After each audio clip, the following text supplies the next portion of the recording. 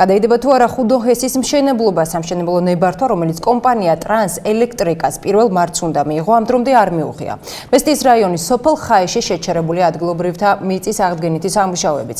მედიაში გავრცელებული ინფორმაციით ენერგეტიკის სამინისტრო ხუდონ ჰესის ინვესტორ ტრანს ელექტრიკასთან პროექტის ვადის გადაწევასთან დაკავშირებით მოლაპარაკებებს აწარმოებს. როდის განახლდება აზომვითი და სარეგისტრაციო სამუშაოები და დგას თუ არა კითხვის ნიშნის ქვეშ ჰესის მშენებლობა. სოფობერიძე, თენგო თვალაბეიშვილი დეტალებით.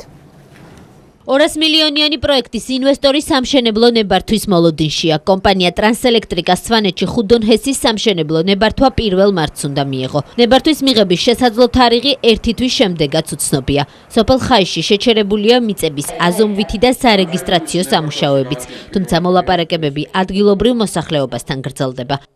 სამშენებლო ნებართვის მიღება არის დამოკიდებული, აქ არ არის მარტო ერთი სამინისტროს, ენერგეტიკის სამინისტროს საქმე, ეს ეკონომიკის სამინისტროს შესაბამის სააგენტოს ეხება, მოსამზადებელი იქნება, თქვათ, რაღაც განკარგულება, რომლის მიხედვითაც, თქვათ, შეიძლება აზომის გარეშე და იმ დანარჩენი ნაწილის აზომის და პირობა დადებულად გამოვიდეს დადგენილება, ჩვენ არ გვინდა და რაც თავარი ინვესტორს არ აქვს ეს რომ თქვათ კონსენსუსის გარეშე მიიღოს რაღაც გადაწყვეტილებები. ჩვენ გვინდა რომ ყველა ადამიანი დარწმუნდეს ხაიში რომ ეს პროექტი, ამ პროექტის განხორციელება მათ ოჯახებს, მით მომავალთაობებს აძლევს შანსს რომ ვიცხოვრონ ბევრად უკეთესად ვიდრე დღეს ცხოვრობენ.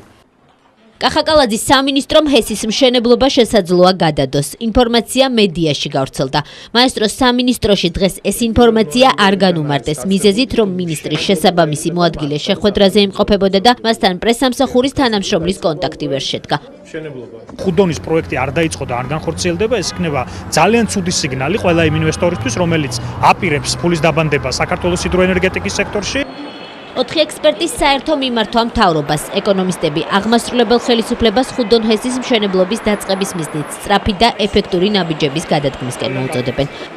პირველ რიგში ეს არის მოლაპარაკებების პროცესი და იმ ადამიანების დარწმუნება, ვინც ადგილზე გარკვეულწილად ეწინააღმდეგებიან ამ პროექტს გარკვეული მოსაუქთარი მოსაზრებების გამო, მოლაპარაკებების პროცესი დაარწმუნოს ადგილობრივი მოსახლეობა, რამდენად სარგებლიანია ამ პროექტის განხორციელება, ეს არის მთავრობის, მე ვფიქრობ, ვალდებულება, იმიტომ რომ ჩვენ ვნახეთ ის გაგრძელება ხუდონ ჰესის ირგვლივ მიმდინარე მოვლენების, იგივე ღურტაში, იგივე საყდრისთან დაკავშირებით და დარწმუნებული ვარ ბევრი სხვა პროექტი, რომელიც დაიწყება თბილისში, თუ თბილისის ფარგლებს გარეთ, ექნება სწორედ ესეთი კამპანიური ხასიათის წინააღმდეგობა. 700 მეგავატიანი ჰესის მშენებლობის წინააღმდეგია ექსპერტი დავით ადეიშვილი, რომელიც ხელისუფლებას გიგანტური ჰესების მშენებლობის პოლიტიკას უწუნებს.